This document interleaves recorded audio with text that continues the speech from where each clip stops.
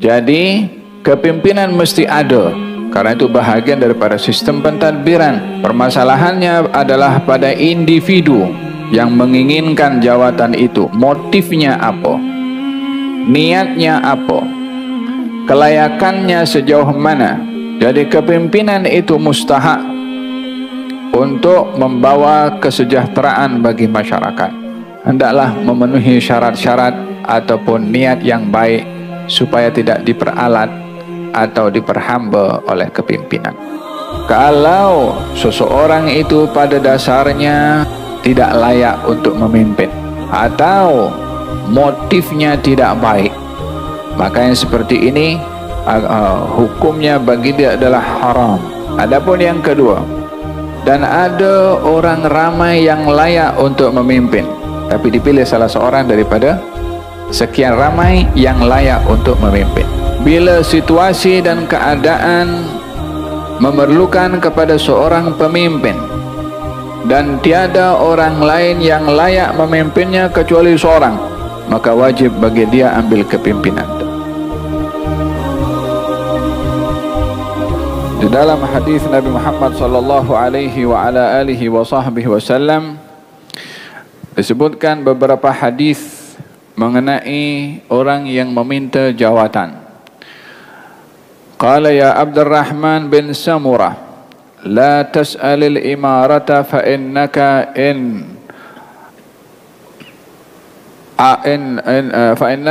a'taitaha an mas'alatin wukilta ilaiha wa in u'titaha an ghairi mas'alatin u'inta 'alaiha.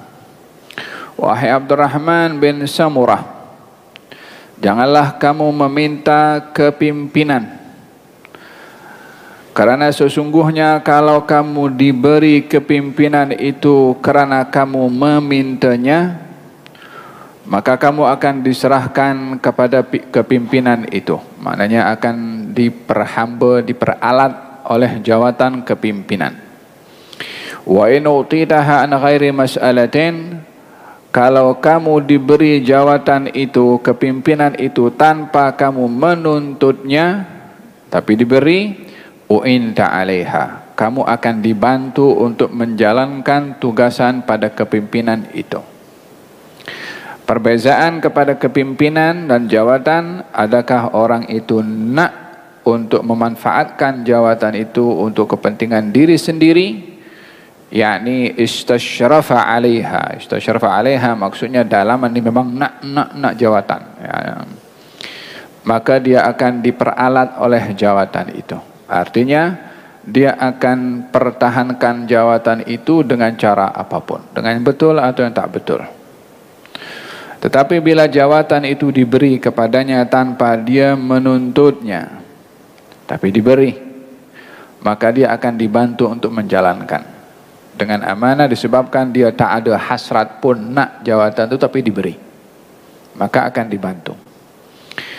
Dalam hadis yang lain, baginda Rasulullah sallallahu alaihi wasallam bersabda, "Ma min rajulin yaliya amra asharatin fama fawqa dhalika illa atallaha maghlulan yadahu ila unuqih fakkahu birruhu aw awthaqahu ismuhu."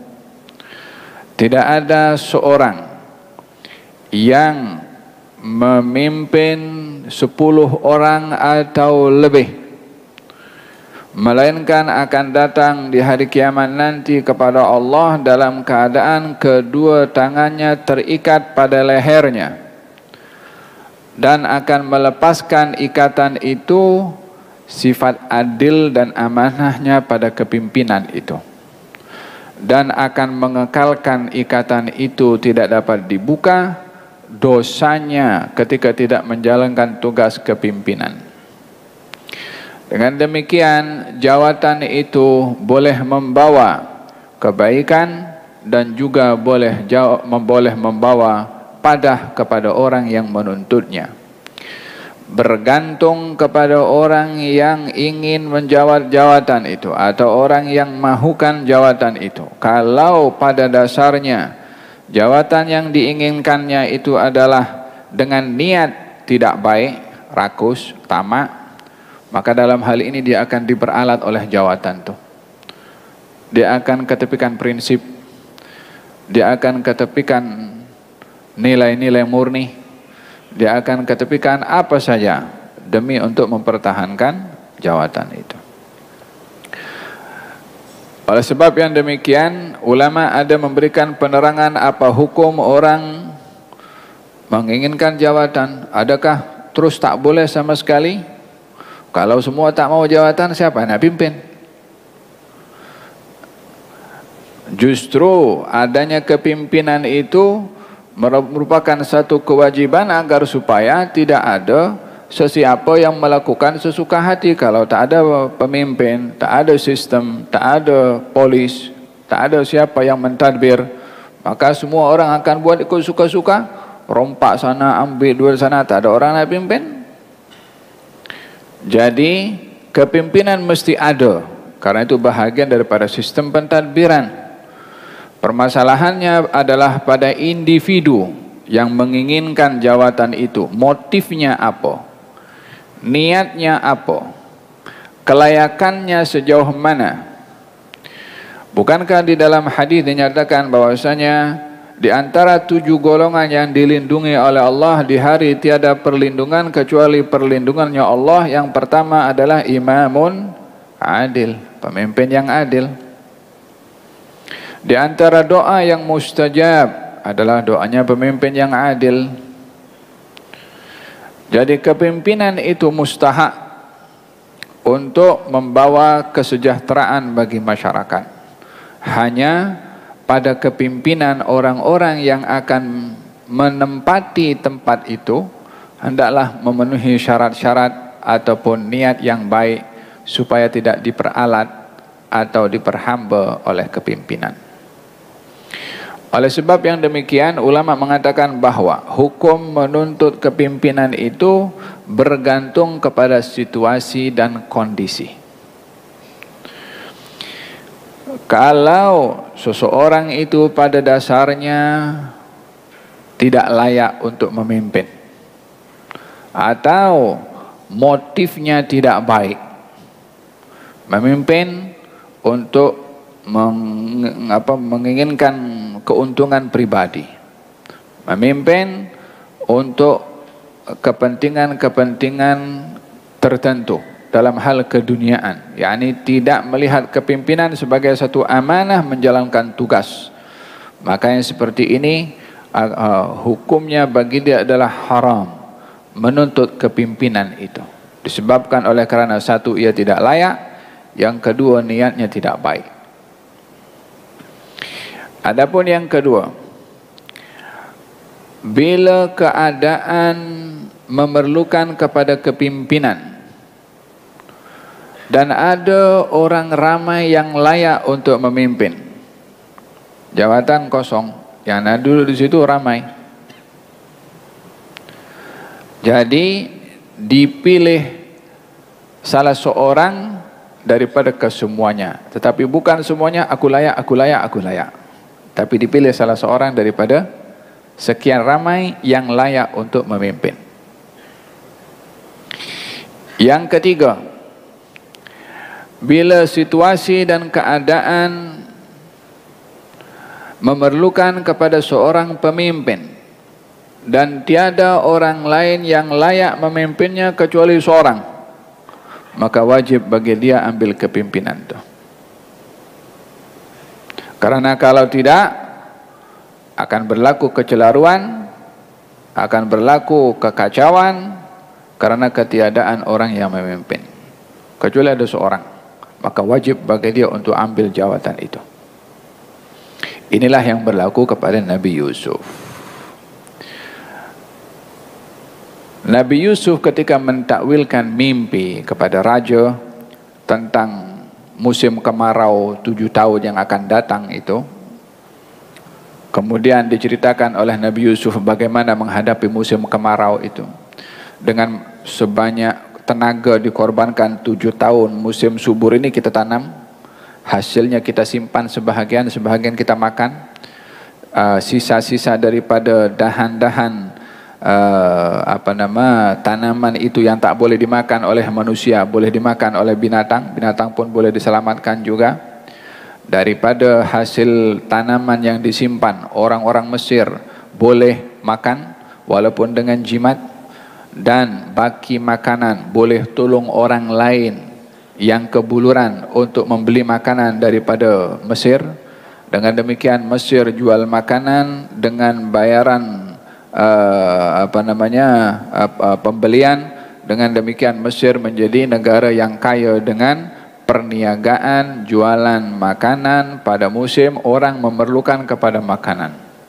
Jadi dengan demikian Mesir itu simpanan makanannya cukup, dapat ekspor makanan ke luar negara untuk pembelian, dan ada ganti bagi Mesir daripada harta benda penjualan makanan. Dengan demikian Mesir untung daripada segala aspeknya. Kata raja itu mengatakan, siapa yang boleh urus semua itu? Raja tanya, siapa yang boleh urus semua itu? Baru Nabi Yusuf mengatakan, berikan kepada saya boleh uruskan. Jadi permintaan Nabi Yusuf kepada jawatan, melihat keadaan tak ada orang lain yang boleh mengurus.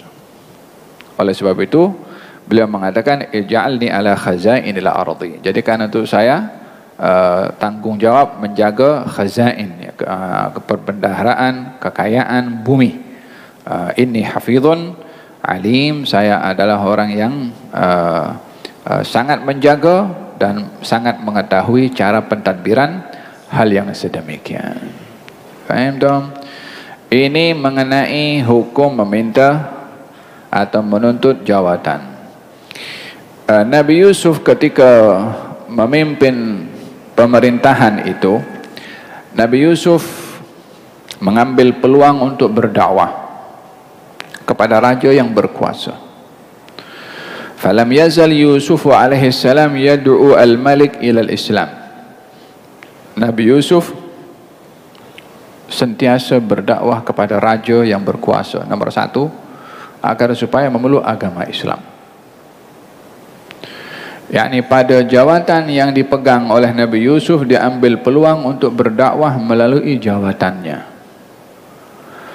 yang mesti dipelajari oleh sesiapa yang mempunyai dan menempati jawatan-jawatan tertentu. Manfaatkan jawatan itu untuk kepentingan agama, untuk kepentingan masyarakat, bukan untuk kepentingan diri sendiri.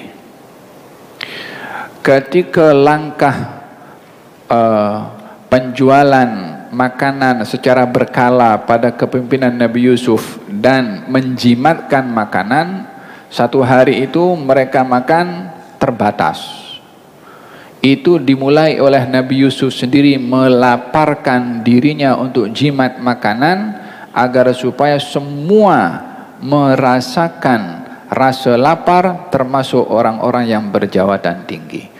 Raja pun waktu itu dihantarkan makanan dilimit oleh Nabi Yusuf supaya semua sama rata merasakan kelaparan. Karena cabarannya panjang, 7 tahun musim kebuluran. Jangan nak makan banyak-banyak, 5 tahun habis bekal.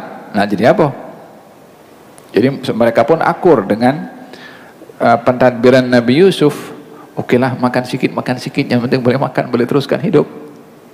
Masih ada harapan 7 tahun ke depan akan kembali makmur. Jadi dimulakan kepada pemimpinnya sendiri. Nabi Yusuf melaparkan dirinya, raja yang berkuasa pun juga begitu. Sehingga menjadi contoh kepada yang lainnya pada kepimpinan. Nabi Yusuf akhirnya berjaya mengislamkan Raja Mesir pada ketika itu, yang dengan Islamnya Raja Mesir, rakyat Mesir memeluk agama Islam. yakni berimanlah kepada Nabi Yusuf alaihi salam.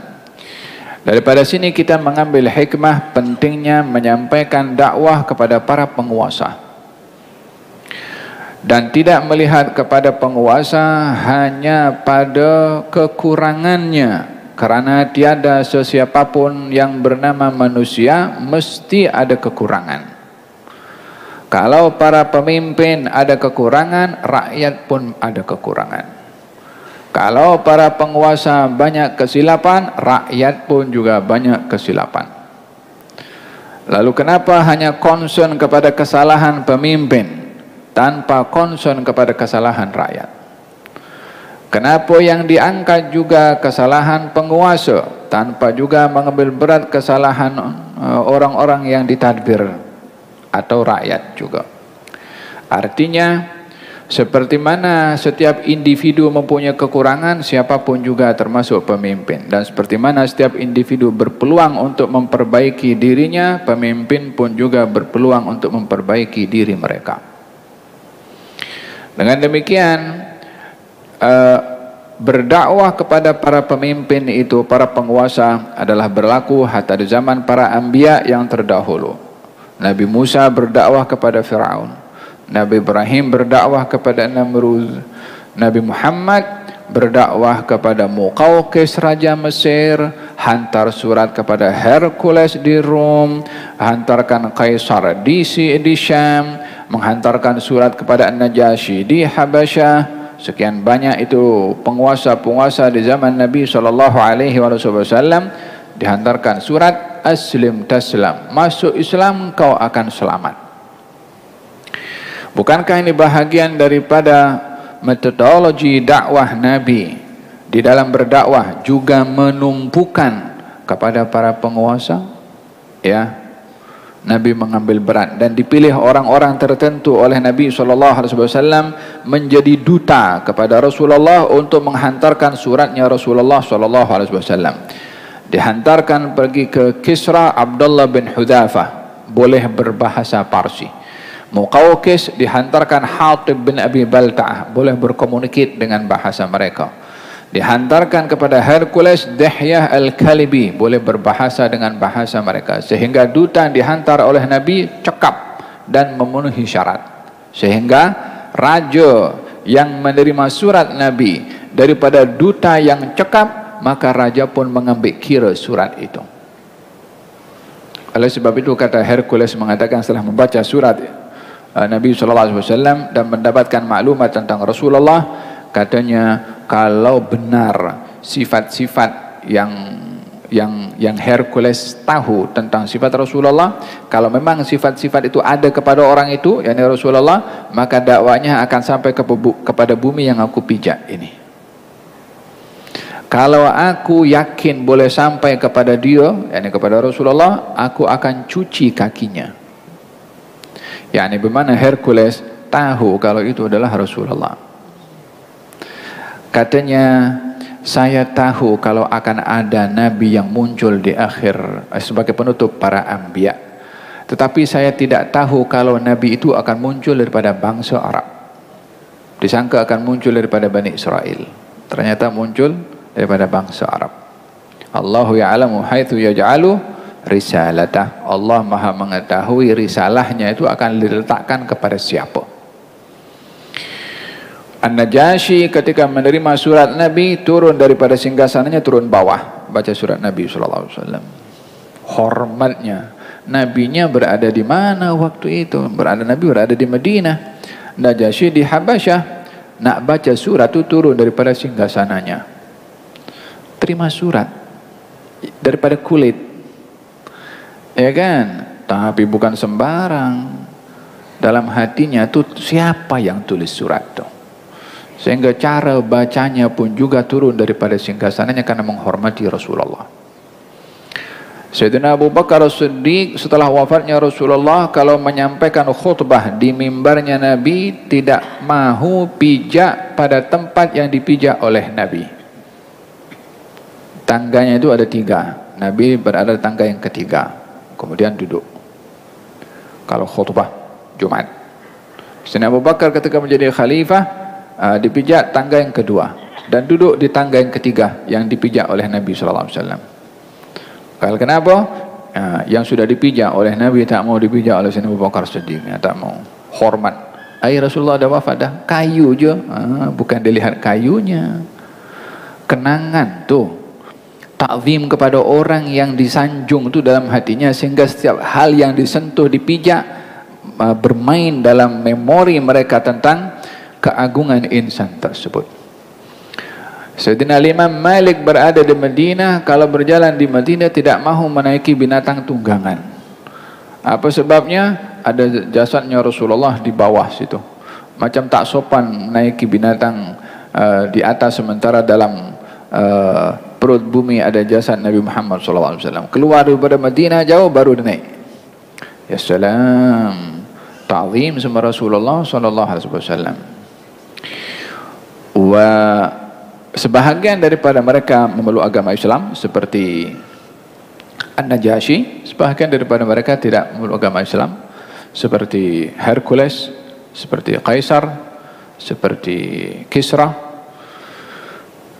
Intinya adalah Nabi berdakwah kepada para penguasa. Faham dong? Ini yang perlu kita pelajari dan kita ambil hikmah daripada hubungan Nabi Yusuf dengan penguasa di zamannya. Wa kadzalika makkanna li Yusufa fil ardi yatabawwa'u minha haitsu yasha' nusibu bi rahmatina man nasha' wa la nudhi'u ajral muhsinin wa la ajrul akhirati khairun lil ladzina amanu wa kanu yattaqun. Demikian Nabi Yusuf ini mentadbir setelah diberi kuasa oleh raja waktu itu, berbuat seboleh mungkin. Tanggung jawab yang diamanahkan, tujuannya adalah untuk berbuat baik dengan jawatan tersebut dan untuk mendapatkan pahala dari Allah Subhanahu wa taala. Rabbal alamin ya Rahmanu ya Rahim, salli Rabbi wa sallim ala khairil mursalin.